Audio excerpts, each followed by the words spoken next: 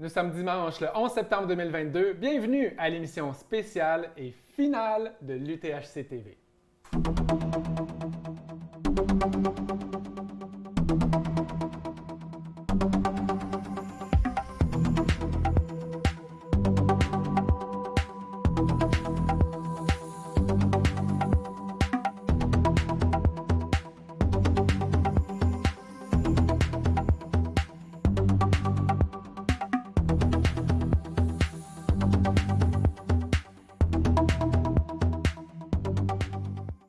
On vous a préparé cette émission avec beaucoup d'émotion, beaucoup de fébrilité. On est content d'être avec vous pour faire un beau recap là, de tout le week-end. Vincent Champagne, je suis avec mon collègue Marc-André. Salut Vincent. Marc-André, là, on a travaillé fort pour préparer une belle émission. Oui, je pense que ça va être vraiment le fun. Puis, Ouais. je tiens à mentionner, vous entendez ma voix. Ça a été tout un week-end. On sait que tu as fait de l'animation aussi au fil d'arrivée, donc Oui. tu as parlé fort. Parlez fort, on a encouragé les gens, on a donné toute l'énergie, on a donné l'énergie ici, sur le plateau aussi, pour vous donner un bon show, vous rapporter ce qui se passe, ce qui se passait sur le terrain. Là, donc, voilà. Exact. Il y a plein de monde là, derrière les caméras, derrière Oui. les spotlights. Là. On va avoir notre équipe qui va nous accompagner tout à l'heure sur le plateau. Puis on a aussi des invités spéciaux que vous avez déjà vus au cours du week-end, mais qui vont venir là, nous raconter un petit peu de leur moment fort. C'est un peu le concept aujourd'hui. On veut vous faire revivre le week-end, ce qui s'est passé et qu'est-ce qu'on en retient. Alors, Marc-André, avant de commencer ce beau recap, là, je sais qu'il y a des choses qui se passent présentement sur les sentiers. Qu'est-ce qui se passe? Mais en fait, il y a plusieurs courses qui ont lieu. Il y a le 42 km, il y a le 20 km également qui est probablement sur la fin.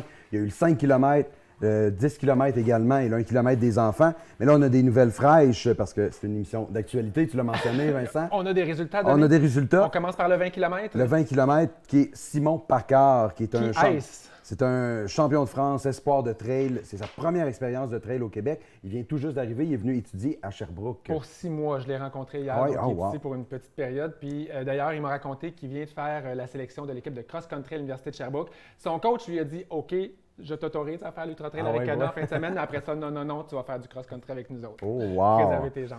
Qu'est-ce qu'on a d'autre? On a Il y une deuxième avait, place. en fait, il y avait 8 minutes d'avance sur Christopher Lévesque-Savard, OK. qui a également fait une deuxième place hier sur le Sur le 28. 28. Et Clovis Lamarre en troisième position. Chez les femmes, qu'est-ce qu'on a sur le 20 km? Chez les femmes, on a Constance de Chantal Dumont qui a gagné Oui. devant Marie-Laurence Dulude et en troisième position, Gabrielle Labonté.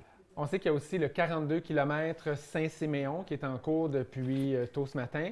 Et là, on n'a pas des résultats finaux, si je comprends bien. On est plutôt dans les temps de passage, c'est ça? Oui, en Peux-tu fait, me dire au ce qu'on a? ravito L'Épervier, donc 10 km avant l'arrivée, on avait Éric Lévesque qui était en tête. Puis en fait, il courait en compagnie de Jitash Rao et 5 minutes derrière, Julien Lachance qui les suivait. Donc, une fin de course probablement très excitante.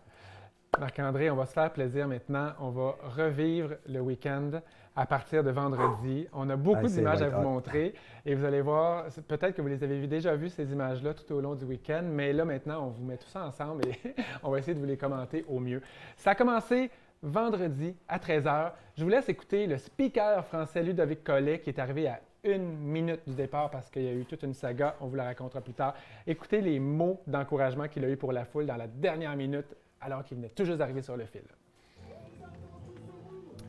Bien sûr que le parcours est difficile, mais vous êtes entraînés pour. Vous allez être solidaires les uns aux autres. Alors est-ce que vous êtes prêts?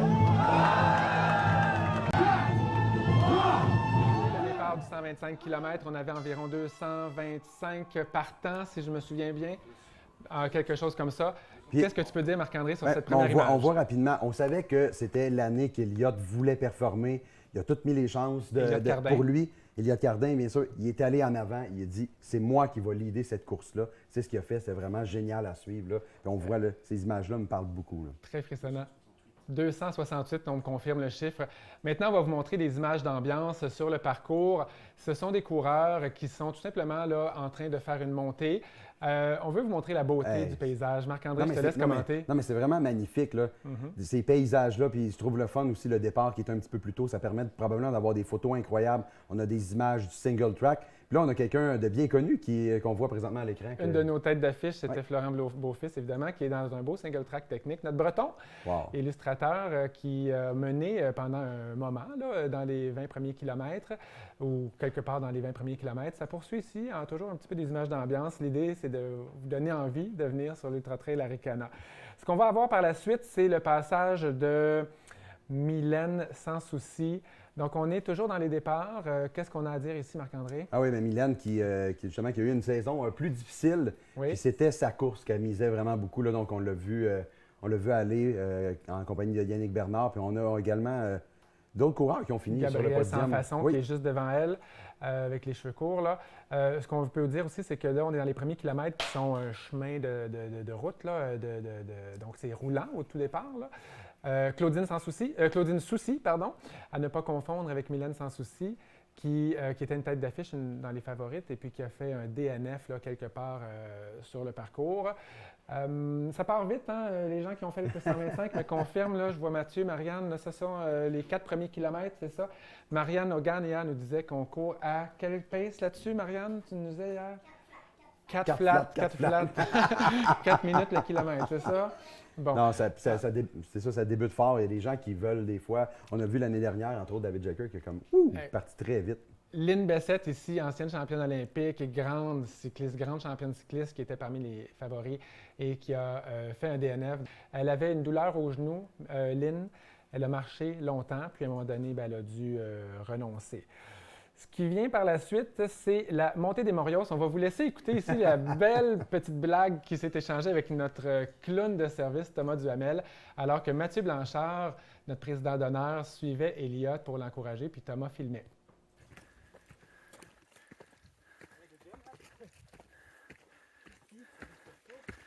Toi de faire le good job. Hey, tu nous fais pas une deuxième place comme Mathieu Blanchard, hein, tu vas chercher la première. Ah ouais, c'est nul les deuxièmes places. C'est nul les deuxièmes places. Alors, c'est évidemment un clin d'œil à la deuxième place de Mathieu Blanchard à l'UTMB il y a 2 semaines. Mathieu, qui est notre président d'honneur, qui est venu pour encourager les coureurs. Elliott, ici, dans la montée des Morios. Donc, la montée des Morios cette année a été très difficile. Remarquez la technicité de ce sentier, des racines, des roches. On n'est pas capable de courir. C'est Lynn Bessette ici, si je ne me trompe pas, qu'on suit dans cette montée, suivi de Victor Larocque, qui était une autre tête d'affiche, qui avait gagné l'an dernier le 80 km, si je ne me trompe pas.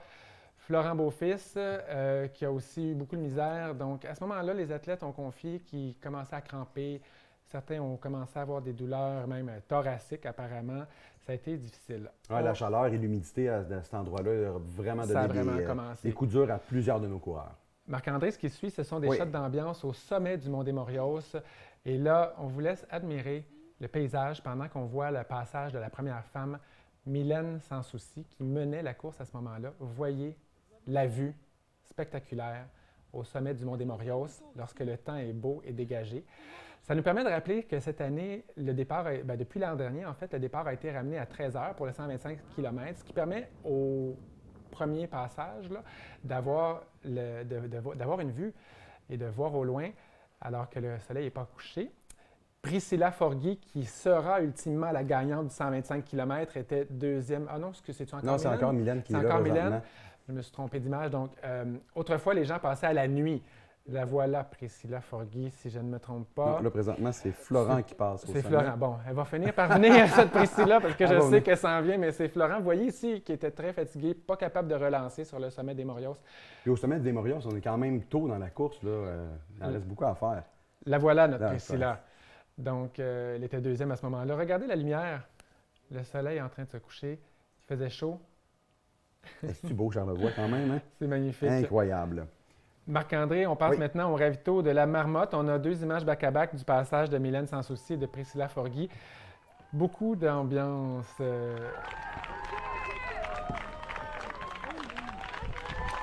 Des fans, des supporters, des familles. Mylène Sans Souci qui menait à ce moment-là. Et Guillaume Marie faisait un petit tour près du bois pour capter les images.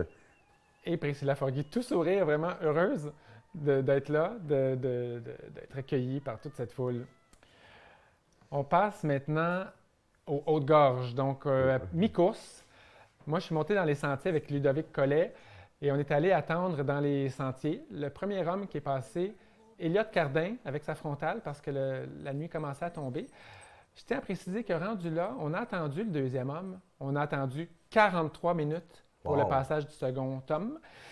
Il voulait sa victoire, Elliott. Elliott hein, avait creusé l'écart. Il ne le savait pas combien de temps il avait.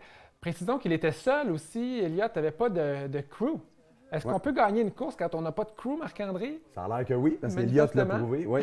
Il faisait des ravitaux très quick. Hein. Il nous l'a dit hier en entrevue. C'était 1 minute 30. Il va de l'avant, il va de l'avant, il va de l'avant. Puis il essayait de ne pas regarder derrière, de foncer. Il a travaillé fort, sa victoire. Mylène s'en soucie également. Pendant qu'on continue à voir Elliott, c'est maintenant le tour de Mylène qui n'avait pas de crew non plus parce qu'elle est venue avec sa petite famille, mais son copain s'occupait des enfants. C'est donc la gestion de la famille, la gestion des enfants. Elle était seule. Gabriel Sans-Façon qui aura au final une 3e position, un peu amoché. À ce moment-là, il était 2e sur le parcours au Haute-Gorge, donc il remplit ses bouteilles, il continue.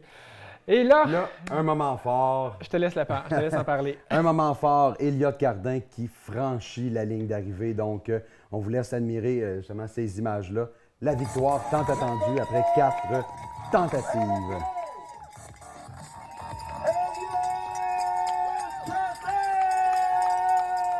C'est son moment. Elliott, 4e tentative. Il a gagné l'UTHC 125 chez les hommes, accueilli par Yannick Vézina, notre collègue du balado Pas sorti du bois. Puis, j'ai eu la chance d'accueillir justement Elliott à son arrivée. Vous m'avez entendu crier, ce qui explique un peu une partie de ma voix partie. Écoute. Alors, la journée, je sais pas pourquoi j'ai gagné, c'est une journée de marche. Alors, je ne sais pas pourquoi j'ai gagné. J'ai eu une journée de merde, c'est les premiers mots qu'il t'a confiés. C'est les premiers mots qu'il a confiés. Puis, même avant même qu'il y ait eu le micro, la première chose, c'est qu'il a affirmé, c'est « Je ne veux plus entendre personne dire que Arikana, c'est roulant puis que c'est pas technique. Oubliez ça. » Il a vraiment laissé beaucoup d'énergie d'entrée. Exact. C'est ce qu'on disait de l'ancien parcours. Et là, il faut qu'on casse ça. Ce n'est pas un parcours roulant Arikana 125. On a fait une petite entrevue d'après-course. On va écouter un extrait avec Elliott. Je croyais pas du tout arriver au Morios. J'étais comme, j'ai aucune jambe de monter. La minute que je montais en acide lactique complet dans les bras, j'étais comme, le souffle super court. Je comprenais pas ce qui se passait. Je me suis dit, il faut juste que je m'attache, que je continue. Anyway, je vais essayer de le finir dans le meilleur de ma journée. Je m'attendais jamais que ça me permette de gagner la course. Alors là, comme vous savez, les gagnants sont arrivés dans la nuit. On a fait ce montage très rapidement ce matin, puis malheureusement, on n'a pas d'image de l'arrivée de Priscilla Forgui, mais on tient à le souligner quand même. Priscilla Forgui, la grande gagnante chez les femmes aux 125 km. Une Albertaine qui était très surprise de gagner. Oui, puis elle a devancé, en fait, Mylène sans souci, là, dans les derniers kilomètres. Mylène était vraiment dans le dur. Elle a laissé passer Priscilla, puis ils ont eu un bon moment d'échange ensemble, là. Donc, très fair play. On a une image de Priscilla Forgui à l'arrivée, donc ça vient tout juste de rentrer. Merci à Nicolas Roddy, notre réalisateur rapide comme l'éclair, qui a su capter l'image. On a une information qui est arrivée sur un fax sur le 42 km Saint-Siméon. Tout proche de l'arrivée, à 4 km de l'arrivée, le Gaspésien Éric Lévesque est en tête. Il est seul, on l'attend vers 12h30. On continue dans nos images, on passe au samedi matin. On a vécu le départ du 80 km. Alors, c'est une belle distance là, qui est partie des Hautes-Gorges. Ça part en vitesse. Qui filmait ici, est-ce qu'on sait? En tout cas, un de nos coureurs des bois. Nos coureurs des bois qui se sont beaucoup amusés. On le souligne. D'ailleurs, Guillaume Barry, qui va venir plus tard sur le plateau, aurait couru, semble-t-il, une 50aine de kilomètres vendredi seulement ou samedi seulement. Bon, il fait son humble. On va vous montrer des images du parcours maintenant sur le 80 km. C'est pour vous montrer un peu des sentiers, vous montrer de quoi ça a l'air, la course dans Charlevoix. Donc, un mélange de single track, de chemins forestiers. Je pense que c'était notre gagnante du 80, ça, justement, qu'on a vu passer. Ça, c'est une Camille, qui est une bénévole hors pair pour l'organisation cette année. Elle s'est permis de courir, justement, d'en profiter. On a un peu d'histoire à raconter sur le 28 km. Le 28 km part du Mont-Grand-Fond et tout de suite, on monte une piste de ski. C'est un peu mortel de commencer ça tout de suite. Il y avait Nicolas Dan, un de nos reporters, qui était au sommet et qui a capté le passage du premier Good pace! Hey, on se voit. On va sur le parcours. Christopher Lévesque Savard. Passage éclair. Passage éclair. C'est malheureusement pas lui qui a gagné parce que c'est Martin Dagenet. Et on va écouter les premiers mots de Martin Dagenet, la petite entrevue qu'il nous a accordée. Au début de la course, Fait qu'en prenant une intersection qui faisait la boucle du vin, puis je sais pas, je pense que j'étais juste sur le décalage horaire encore, complètement dans la lune, mais pas d'excuse, j'ai pris le mauvais embranchement, puis j'ai fait du rattrapage toute la On course. ne l'entend pas. Martin Dagenet, en tout cas, qu'on vient de voir à l'écran. Martin qui a donc remporté le 28 km. Il a réussi à passer devant Christopher Lévesque-Savard dans les derniers kilomètres. Là. Christopher qui a eu un petit coup de mou et qui était très déçu. Il était très déçu. Puis je pense qu'on a un mot de déception justement de Chris qui nous La plupart de la moitié de la course, vers la fin, il était là. J'ai réalisé que Martin était derrière, il est arrivé à la c'était vraiment déçu. On a aussi des images du gagnant du 80 km. Là, je suis un peu rendu mélangé. Didier Benoît, quelle course il a gagné, Didier Benoît, Nicolas? C'est le 42 km, hein? Le 80? 42? Bon. Non, mais vous voyez, l'équipe a travaillé vraiment très fort. On a eu des chiffres, des statistiques qui rentraient tout au long de la fin de semaine. Là, donc, voilà, hein, on est live. Didier Benoît a gagné le 42 km. On a des images de lui dans les sentiers. On a des images de lui après ça à son arrivée. Vous allez voir qu'il a eu besoin d'une intervention un peu là, des premiers soins parce qu'il avait des douleurs, des crampes. Et puis il va nous expliquer maintenant en entrevue qu'est-ce qui s'est passé. D'arriver, ça fait 15 kilos que je prenne une crampe au mollet. C'est de la course-marche pour terminer. C'était pas facile. Un autre gagnant, c'est Samuel Poher. Puis là, je suis rendu tout mélangé, moi, dans mes distances. C'est le 65, Samuel Poher? Oui. Bon. Il la voulait, cette victoire-là, vraiment beaucoup, beaucoup. On l'avait dans nos têtes d'affiche aussi. On a des images de lui dans les sentiers. Dans les sentiers, vraiment, là, il a survolé, il volait dans les sentiers. Tout ce qu'on avait comme commentaire, qu'on rentrait ici, c'était vraiment Samuel vole, ça va être incroyable. Puis on a une entrevue avec lui qui a été faite par Sébastien Côté à son arrivée. Très émotif. Pendant qu'on regarde d'autres images juste avant, et Samuel en entrevue. Février-mars dernier, j'ai une commotion cérébrale quand même assez solide. J'étais sur le divan avec les guns, puis j'étais comme Harry Cana, je vais être là. Puis je l'ai écrit sur le tableau dans notre bureau. I'm gonna fucking win it. On n'a malheureusement pas des images de tout, on n'a pas des images du passage des femmes, on est vraiment désolé, mais il y a tellement d'histoires à raconter sur cette course-là, donc on a décidé de faire une sélection ce matin. Ce qu'on veut vous dire, c'est que le party a pogné sur le site du Mont-Grand-Fond hier soir. On n'est plus dans les années COVID. Les gens étaient heureux d'être là, le temps était bon, il faisait chaud, il faisait beau. On a eu un spectacle du groupe Clay & Friends. Regardez l'ambiance, regardez la foule, ça fait vraiment chaud au cœur de voir ça. Et regardez surtout notre directrice générale, Marlène Côté, et le président fondateur, Sébastien Côté, qui se sont amusés avec leurs amis, Joanie Saint-Pierre, Marianne Hogan, Camille, Thomas Duhamel. Ça a dansé sur la musique de Clay & Friends. Moi-même, j'étais là, j'ai dansé. On était toute une gang, vraiment. On a eu vraiment du fun. C'est l'heure d'inviter... Oui, mais on va parler des premiers moments forts qu'on a vécu de notre côté aussi. Invitons nos amis. On va les inviter. Invitons tous nos amis. Là, il y a un paquet de monde ici. Tous les collaborateurs, en fait, qui ont aidé à l'UTHC TV, que ce soit des équipes terrain, des gens qui sont passés ici, qui ont animé. On va inviter Marianne, notre reporter terrain. On va inviter Laetitia Mancini. On va inviter Joanie Saint-Pierre. On va inviter Nicolas Dan. On va inviter Guillaume Barry, Carmen Figueroa Sotelo, Émy Duguay. On va garder nos invités spéciaux pour la fin. Alors, c'est notre dernière émission, c'est une émission spéciale, donc vraiment, on va en profiter pour inviter tout le monde. Et puis il y a Nicolas Fréret qui va rester un petit peu en arrière, qui va venir nous rejoindre de temps en temps aussi parce que Nico surveille, il y a des courses en cours, donc c'est des informations qui rentrent. Il veut être prêt à nous fournir ces informations-là, donc un petit peu de back and forth pour Nico. Là, on n'a pas eu le temps de se préparer énormément, mais on veut vous demander à chacun c'est quoi vos moments forts. Ça se peut qu'on se double, qu'on se dédouble, mais on va commencer avec toi, Marianne. Je te prête le micro. Raconte-moi ton moment fort. Bien, moi, j'ai été obligée d'y aller avec le concert de Clay & Friends. On t'a vu danser. Ouais, c'était vraiment le fun, en fait, de se retrouver. Là, comme vous l'avez dit, c'est les années COVID, puis c'était cool de pouvoir vivre ça, là, la communauté, tous ensemble. On a passé un très beau moment, donc c'était vraiment le fun. Je passe à Guillaume Barry derrière moi. Je te laisse t'exprimer. Mon fort, il avait, en fait, c'était tout le week-end. Je rentre en France, j'ai choisi ma date de retour post-Arikana pour pouvoir être là. Puis je pense que je suis vraiment heureux d'être là pour avoir participé à tout ça. Donc moi j'ai plein d'événements, pas un événement en particulier, mais j'avais plein de casquettes, donc coureur pour filmer, pacer, j'ai participé à une course. J'ai aidé un petit peu à droite à gauche quand il fallait avec Alex. Bref, c'était vraiment super. Donc je dirais que c'est juste toute cette C'est énergie l'ensemble. tout le long du week-end. C'est complètement fou. Merci. Joanie Saint-Pierre, ton moment fort du week-end? Je nomme rapidement 2 choses, je pourrais en dire beaucoup, mais j'en nomme 2. Pour faire du pouce sur Clay & Friends, quand même, demander un rappel aux coureurs pour faire 10 squats pour des chansons additionnelles. C'est fort parce que tout le monde le fait, fait que je pense que c'est un bon signe. Mais aussi, tous les départs animés par Ludovic Collard. Là, on sort... Collet, pardon. Collet. On sort du 1 km chez les enfants avec Mathieu Blanchard qui a lancé la course en faisant de la pince. C'était de toute beauté. Là. Les enfants, à la fin, disaient merci parce que plus tard, je veux être une championne comme toi. C'était beau. Ah, excellent. Laetitia Mancini, quel est ton moment fort de la fin de semaine? L'ambiance, la renaissance de l'ambiance de course après 2 ans de COVID, puis l'expérience au complet dans le chalet ici avec tout le monde, les entrevues, parler avec Marianne, voilà. Voilà. Oui, tu n'étais pas avec nous l'an dernier, donc c'était ta première édition avec nous dans l'UTHC TV, puis bel job, merci beaucoup Laetitia. Merci.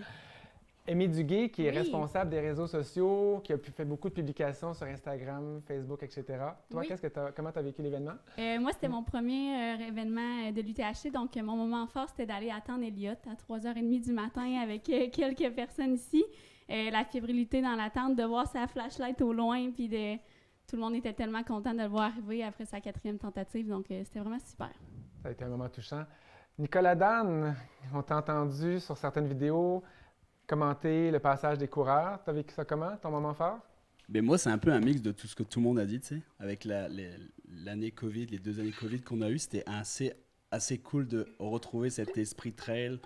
Donc, comme Guillaume disait, tu sais, aller voir les gens dans les ravitaux, aller aider les gens dans les ravitaux aussi, parce que les gens qui n'avaient pas d'assistance, souvent, c'était assez compliqué. Puis, vu les conditions qu'on a eues, il y avait beaucoup de monde qui avait besoin d'aide.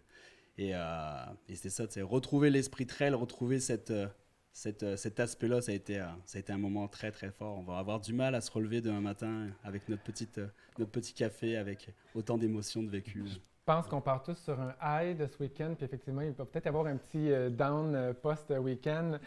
Carmen, qu'est-ce que tu as vécu comme moment fort? Ah ben moi, mon moment fort était complètement inattendu. On m'a confié à la dernière minute la tâche de mener Ludo, donc Ludovic Collet, au départ du 125. Donc c'est à cause de moi qu'il est arrivé en retard. On s'est perdu. C'était ma première fois à me rendre là-bas et au lieu de passer par le chemin bitumé que tout le monde emprunte, ben j'ai pris la ZEC des Sables parce que c'est ce que Google Maps m'a dit de prendre. Ouais. Alors, au lieu de prendre 45 minutes, ça a pris 2h45 minutes. Wow. Et ça aurait pu devenir... moi, j'étais stressée, évidemment, c'est l'invité de marque et je me sentais super mal. Mais lui, tout ce qui touche, ça devient de l'or. Et il m'a dit, Carmen, il y a une raison pour laquelle on s'est perdu. Il y a une raison, on ne sait pas encore, mais on va le savoir. Et on a rencontré un coureur avec un flat. On a réussi à l'amener au départ. Il m'a dit, c'est pour ça. Il n'y a rien pour rien dans la vie. Et il a irradié cette joie de vivre, ce bonheur-là. Il a fait partie de la famille. Elle ricana tellement vite. Puis il y a beaucoup de cocologie parce qu'il a transformé un moment négatif en quelque chose de très beau. Puis je ne l'oublierai jamais. Un moment très fort. Puis tu l'as vécu vraiment comme témoin privilégié. Nicolas Fréret, rapproche-toi, s'il vous plaît. On aimerait te voir dans l'écran. Rapproche-toi, s'il vous plaît. Nicolas, il est gêné. Rapproche-toi. Nicolas, tu es le grand Manitou de l'UTHC TV, notre producteur qui a fait les bookings et tout. Puis en plus, tu es un grand spécialiste de trail. Qu'est-ce que tu as vécu comme moment fort ce week-end? Je fais que ça, j'ai des moments forts, on a tout raconté ici. Non, moi c'est surtout l'énergie, je pense que c'est ce qu'on retrouve ici. On était ensemble d'ailleurs à l'Ultra Trail du Mont Blanc, c'est un événement incroyable, énorme, intense. Puis on pourrait penser que l'UTHC est un petit peu en dessous de ça, mais l'énergie, la vibe qu'avait notre ici d'abord, au chalet, pendant tout le week-end, ça a été d'une intensité folle, mais une vibe incroyable. Et puis, j'ai quand même pu aller faire la fête hier au Mont Grand Fond. Cette énergie-là, l'énergie sur les courses, c'est l'énergie, moi, le mot qui me revient le plus. C'est un événement absolument fabuleux. Et je vais avoir, je pense, le même down qu'après l'UTMB, quand les caméras vont s'éteindre ici. Ça va faire drôle. Tu es quand même un analyste sportif chevronné, puis je voudrais profiter de ta présence pour nous parler de la météo, parce que tu l'as souligné, hein, c'est quelque chose qui est un fait de course cette année, c'est un fait important à souligner. Oui, Yann Boulanger, qui est notre prévisionniste météo, m'avait prévenu plusieurs jours à l'avant. Il avait dit attention, ça va être une météo exceptionnelle. Il va y avoir beaucoup d'humidité, une forte chaleur. Ça sera comme un climat estival, ce qu'on connaît assez peu. Il fait souvent beau à l'Ultra Trail Arikana, mais à ce point, la chaleur humide, eh ben, ça s'est révélé, puisque je pense que c'est clairement un fait de course. Il y a beaucoup de coureurs qui ont été marqués par la chaleur. Ça en a peut-être aidé, mais il y en a beaucoup qui ont fait DNF. Il y a eu énormément d'abandons, 124 ou 125 abandons sur le 125 km. C'est quand même un fait de course majeur. Donc voilà, une chaleur qui a été très agréable pour nous, parce qu'il y a encore une lumière de fou qui rentre dans ce chalet. Mais quand on est à la course, c'est autre chose. Merci, Nicolas. Toi, Vincent, c'est quoi ton moment fort? Tu as passé le micro à tout le monde, mais quel est ton moment fort du week-end? J'ai eu la chance d'accompagner un peu Ludovic Collet, et ça m'a fasciné de voir à quel point cet homme-là est comme un enfant lorsqu'il est avec des gens et lorsqu'il est sur le site. Il était heureux d'être là. C'est vraiment une énergie contagieuse. On sent pourquoi il est si apprécié sur les fils d'arrivée. L'énergie contagieuse de Marlène Côté, que j'ai vue hier, mais tellement heureuse. Une directrice générale, lorsqu'elle se permet de danser, puis de triper, puis d'avoir du fun, ça veut dire qu'elle a bien fait sa job. Ça veut dire qu'elle a délégué, puis qu'elle est juste comme là, disponible s'il y a des crises, puis il y a des problèmes. Puis il n'y en a pas eu, parce que la job était bien préparée, donc elle a pu s'amuser puis avoir du fun. Ça m'a vraiment impacté. J'ai aussi remarqué la présence de Marianne et de Mathieu, qu'on va recevoir dans un instant, à quel point ils ont été des aimants, magnets, hein, pour attirer les gens. Moi, j'ai vu 3 personnes arriver toutes timides à côté de Marianne, puis disaient comme « Marianne, on est trop timide pour venir tout seul, mais on vient te voir à 3 pour te dire qu'on t'aime et qu'on t'admire. » J'ai vu Mathieu aussi très généreux sur les sentiers, puis ça a été très apprécié. Toi, Marc-André? L'esprit trail qui était présent, l'ensemble, tout ce que vous avez nommé, et plus. J'ai eu la chance d'en jaser justement avec Julien Lachance hier, qui était juste en admiration devant la scène qu'on avait, le show, les gens qui jasaient, l'échange, le partage entre tout le monde. Tu l'as mentionné, la générosité de Mathieu, Marianne, Ludovic Collet, que vous avez mentionné aussi. C'est ça l'esprit trail. Puis je pense que les gens de tous les autres athlètes, on a eu plein d'athlètes qui ont voulu participer à faire couvrir l'événement, et ça, c'est pas rien. Mais tout le monde, on l'a vu, l'échange, la collaboration entre coureurs pendant la course, même des gens qui ont fait des DNF, je l'ai vu à la Marmotte, les gens ont fait comme OK, bien, j'avais de l'énergie encore. Qu'est-ce que je peux faire pour aider? C'était là. Puis je pense qu'il y a beaucoup de gens qui l'ont remarqué ça ce week-end. Puis parlant de l'énergie des DNF, tout ça, moi, j'ai accompagné, j'ai hébergé et accompagné Florent Beaufils, notre breton invité. Puis Florent était déçu, évidemment, d'avoir fait un DNF. Mais hier soir, sur le site, avec le party, avec la musique, j'ai vu le sourire revenir dans son visage. Puis il disait « Mais il faut que je revienne.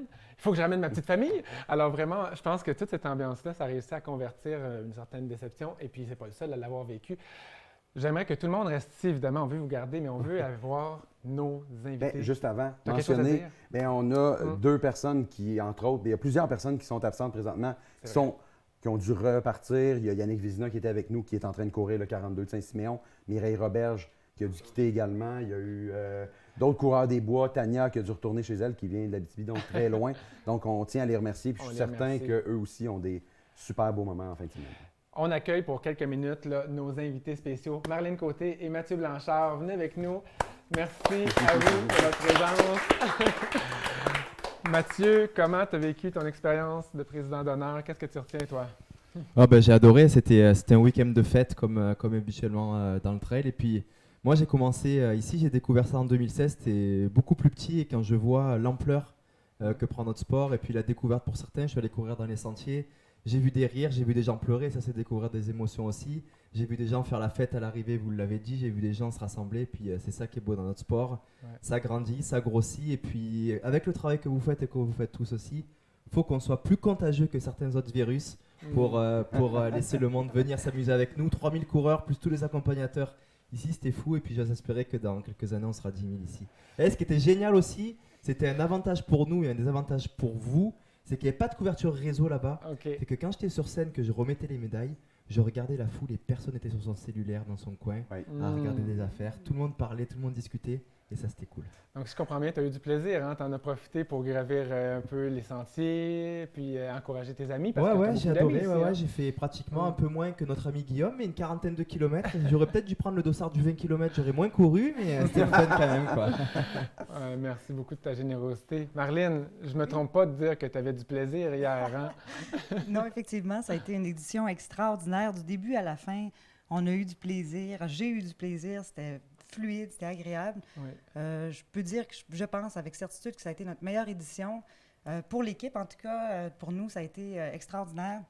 Fait que vraiment, je suis très, très contente. Puis en fait, moi, c'est mon gros moment fort. Là. En fait, si je peux souligner quelque chose qui m'a vraiment impressionné, particulièrement cette année, mais c'est à chaque année, mais là, cette année, il me semble que c'était encore plus fort, plus puissant, c'est l'importance de la mobilisation. Il y a tellement de gens impliqués autour de cet événement-là qui sont mobilisés bénévolement, par passion, par plaisir. Juste ici, autour de la table, ici dans la salle pour l'UTHC TV. Pour l'UTHC TV. Mais les 350, 400 bénévoles aussi qui s'impliquent un peu partout de la région. Il y en a qui viennent d'ailleurs pour nous aider. L'équipe, les partenaires, on a plein de partenaires qui s'impliquent. C'est incroyable, puis c'est ça que ça fait un résultat incroyable. Et non seulement la quantité de partenaires, mais la qualité aussi. Des gens professionnels, rigoureux, passionnés. Alors vraiment, là, je suis impressionnée. Ouais. Bien, félicitations. En tout cas, comme j'ai dit, je pense que tu as bien délégué, puis tu as bien géré les trucs en amont, parce qu'après ça, on était là pour avoir du plaisir. Hein? Super, vous êtes tellement bon. Je vois du coin de l'œil qu'on a quand même Alix sur le divan, puis j'aimerais ça quand même l'inviter, parce que Alix est une invitée spéciale de l'Ultra Trail Arikana, puis je pense qu'on ne voulait pas passer outre aussi de te demander comment s'est passée ta course de 65 km, Alix. J'ai fait... Comme je l'ai dit sur mes réseaux sociaux, je pense que c'est la course, une des courses les plus belles, voire la course la plus belle que j'ai faite. J'ai pris énormément de plaisir, j'ai couru intelligemment, j'ai bien mangé, j'ai beaucoup jasé sur les sentiers. Et pour revenir au moment fort, je tiens à souligner l'accueil que j'ai eu, qu'on a eu. Parce que oui, je suis la blonde de Mathieu Blanchard, on me l'a répété pendant 9h50 hier, mais j'ai été accueillie ici comme une personne à part entière et c'était très touchant. Merci encore. Puis hier, quand on s'est parlé, tu as vraiment aimé ton 65. C'est quoi que tu m'as dit après? Ah oui, que je reviens l'année prochaine pour le 80. Oh yeah! Je veux qu'on se dirige vers un mot de la fin. On va te parler à... Il y avait juste un petit truc. Il y a Will ici qui est là, de NAC, qui est là. Il a quand même gagné le 28 de Honduras. Donc, on a quand même, oui.